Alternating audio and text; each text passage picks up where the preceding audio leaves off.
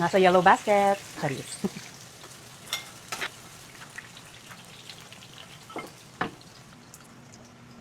Tanggalin lang natin yung oil nito. Pork belly from Premium Choice Meat Shop. Hello Kitty mug from Marky Bob. Gold na panghalo, nasa yellow basket. Charis. Pepper Promax from China. Salt from Taobao. Hindi pala salt yung galing sa Taobao, ito mismo. Okay, pagmantikain lang natin to. Excuse me. Takpan lang natin, okay? Ang goal natin dito ay mag-render yung kanyang fats para may sariling mantika na from the pork. Yung oil kanina, na ginamit ko naman sa tokwa, gagamitin ko yun sa ibang luto. Hindi kasi pwedeng baboy yung mauna kasi hindi magiging maganda yung pagkaka-fry ng tokwa. Kaya yung tokwa muna. Matinalsik na ganyan, tanggalin niyo po yung balat. Lumabas na yung kanyang sariling oil. Yan yung gagamitin natin later na panggisa kasi malasa po yan. Tapan natin, matinalsik. 1, 2, 3, takbo! Para tayong si ano dito, Gabriela Silang. Yan.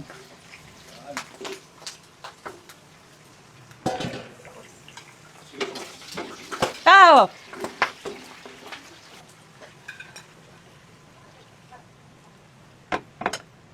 Maraming mantika, bawasan muna natin para hindi naman super oily.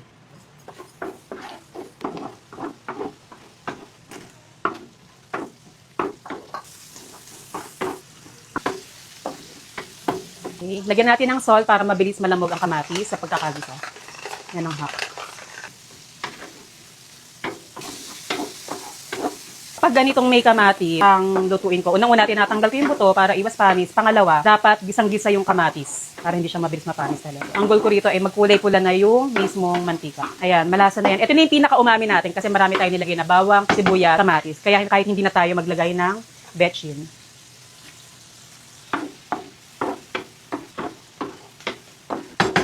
Uy, sarap.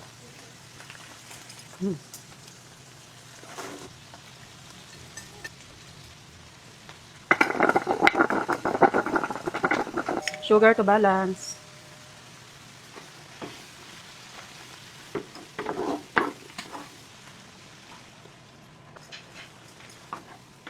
Pag ganito dahan-dahan lang kayo sa paglagay ng toyo kasi maalat na po mismo yung black beans na nilagay natin. Man muna natin. Mali mo maalat na. Sakto. Ito, cornstarch, slurry, pampalapot. Yan na siya, ang saucy. Malapit nang maluto to. Sarap. Sarap sa ulam nito. Masarap din pulutan, sabi nyo. Okay, pero bago yan, ang technique bago maluto, dapat uminom muna tayo ng lovely fiber drink, lalo na sa mga nanay dyan, na lagi nasa bahay, busy, luto ng luto, linis ng bahay, laban ng laba. Ito, mataas sa fiber, may L-carnitine, may Garcinia kombucha, may grapeseed extract, antioxidant, at marami pa. Pero ang pinaka-nagustuhan ko dito ay nakakabusog siya. Kapag ininom mo to, 10 to 15 minutes bago ka kumain, mabubusog ka na kaagad kasi fiber siya. At Caroline Fiber from France ang ginamit dito. Diba? Stevia ang kanyang natural sweetener and mango extract from Thailand. Habog! Kaya masarap with ice, lalo ngayon sobrang init, nagpapawis na yung kilikili ko. Inumin nyo tong Lovely Fiber Drink, lakas maka-fresh. Alam mo yung magiging fresh na sa feeling dahil malamig siya, fresh at nakaka-fresh ng aura, nakaka-glow dahil sa kanyang mga ingredients. Para ka nang nag-shake. Mahalang shake sa labas ha. At ito na nga yung sinasabi ko. Luto na siya. Tingnan nyo naman yung sauce. Oh. Kapit na kapit yung mismong sauce dun sa tokwa at sa baboy. Sarap. Pagsasando ko kayo. Konti lang. Baka hindi natin maubos. Ooh. Yum. Kain po tayo. Ang sarap with mushroom. Yung sobrang alat na may konting tamis. Kasi gusto naman anak ko dito, may konting tamis. Kaya medyo dinagdagan ko yung sugar. Ang sarap niya sa rice, kaya lang din tayo mag-rice kasi naglabi tayo, parang feeling busog na tayo. Kaya papak-papak na lang. Pero, parang iniisip akong gawin dito ulit. Naisip niya ang naisip. Sige, magbubukod tayo. Comment nyo nga ang naiisip ko rito. Parang may gusto kong gawin na version. Ano naman nilulutuin mo, Mi? Sarap na yan Parang may hinahanap ako na gusto ko na ibang version ito. Diyan lang kayo. Huwag na kayo magreklamo, kakain naman kayo. Parang hindi ka naman kipakain later. Charis. Nakikita nyo to? Ayan na. Experiment na naman tayo. Diyan lang kayo. At may ibang version na naman tayo ng tokwa at baboy with tausi. Okay, ayan na. Parang gusto ko may sabaw. Okay, sabawan natin tapos lalagyan natin ng gulay para mas health. Alam nyo, pwede yung mga ganitong diskarte na naligay na siya. Ulitin natin. Alam nyo, yun nakatunayan na busog na ako kasi dumighay na ako. O nakita nyo. Alam nyo, pwede yung mga ganitong ginagawa akong kababalaghan sa pagluluto. For example, may tira kayo, ito yung tira nyo. Yan, tira. Ang dami naman tira niyan. Kinabukasan, pwede nyong gawin tong version na to, na pangalawa. Okay? Ano nga ba yun? Nilagyan natin ng tubig, lalagyan natin ng pechay. O kahit anong veggies na gusto nyong ilagay, hindi po kikibuyan. Ayan. Saka di ba may mga anak tayo na gusto may sabaw. So ito, medyo masabaw tong version na to. Pero kung gusto nyong parang nakakatakam tingnan, lalagyan natin ng cornstarch slurry. Ayan lang natin kumulo, hindi pa kumukulo eh. Ayan. So dapat half cook lang yung pechay. Tapos lagyan natin ng pampalapot. Habang nilalagay nyo, haluin nyo ha. Ayan. Masabaw siya na medyo malapot. Yung kanina kasi, saucy. Ito, ano tawag dito? Parang mas masarap tong version na to. Oo, bagay sa mga kids to. Ayan na, di ba? Ang dali lang. Tikman natin kung may binatbat na. Dali. Ang sarap nito. Parang mas gusto ko to. Kasi may gulay eh. Yun yung gusto ko. Crunchy and veggies.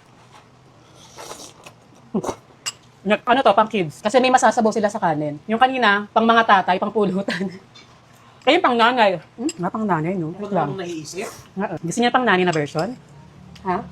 Hindi ka patapos, Mi. Parang may naisip na naman ako. Naisip niyo na isip ko, pang nanay na version tayo.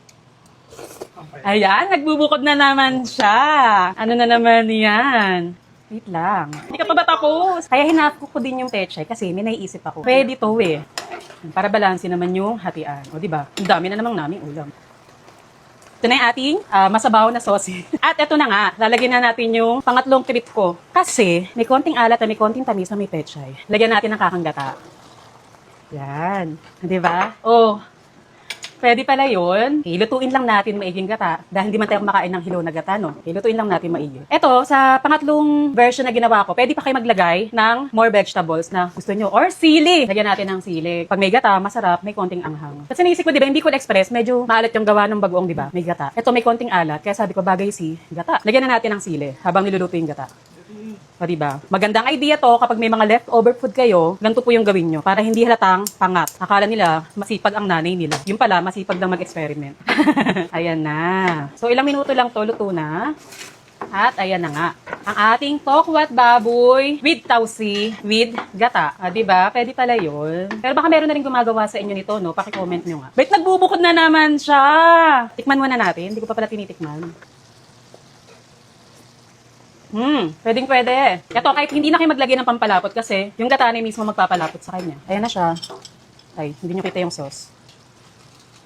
Diba? Medyo napasobra nga ako sa gata. Kapag naglagay pala kayo, medyo kontrolin nyo lang, huwag masyado maraming gata. Kasi ako parang masyadong malasa yung gata. Pwede nyo pong bawasan.